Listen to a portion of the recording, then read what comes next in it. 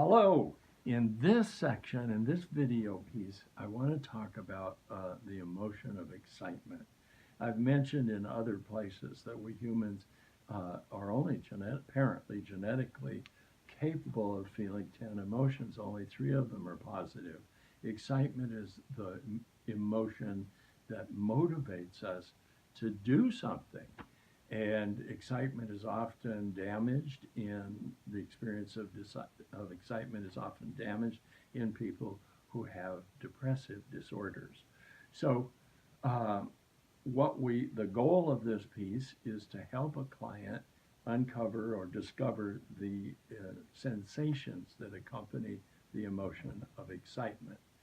What this is particularly important, not just for depressed people, but for people who are attempting to change their personality in the course of psychotherapy. Um,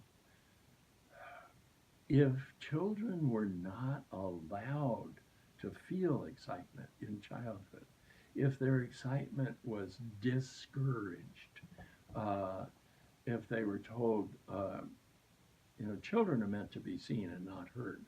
And they were just trying to express themselves. So, and their expression in childhood was motivated by excitement.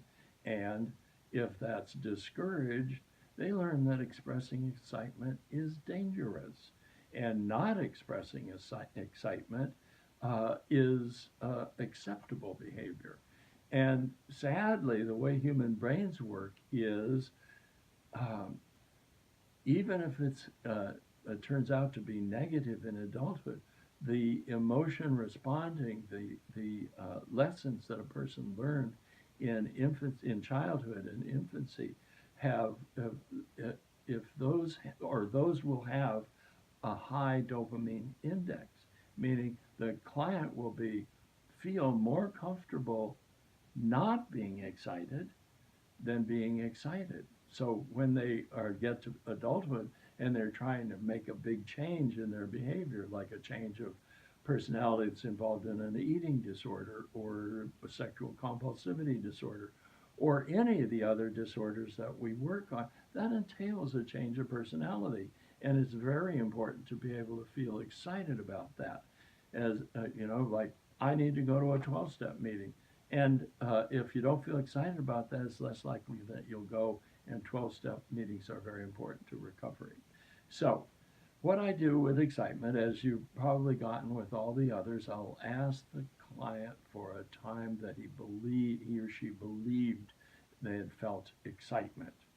Uh, Sometimes, because clients have difficulty with this, it's a challenge to come up with such a scene. So I have to listen carefully and sort through what the client says, and usually we'll find a time that they did feel excited, like Christmas, which is the time of year it is right now, thinking about a present that they're hoping to get. They'll feel excited. It's the emotion that we feel when we anticipate something, when we're looking forward to it.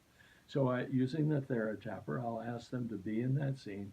Let's focus on the Christmas present where they're expecting to get a really special Christmas present. And I ask them to notice the sensations they're feeling in their body.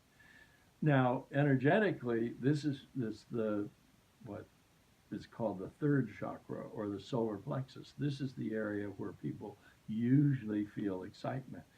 Tingling is one of the words that people often use. And it doesn't have to be here.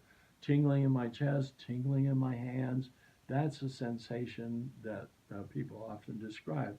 So I help them uh, facilitate the recognition by saying with the TheraTapper going, the tingling in my hands tells me I'm feeling excitement. They repeat that. We make sure it's true.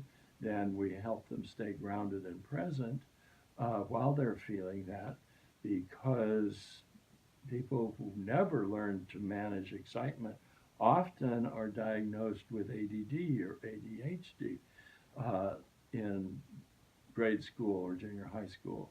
So then once they've done that, I ask them, remember in an earlier one I talked about a gauge. I asked them to bring up the image of the gauge and ask what is it reading as they're thinking about getting this Christmas present. And for people who have difficulty with excitement, they may say, well, it's a 40.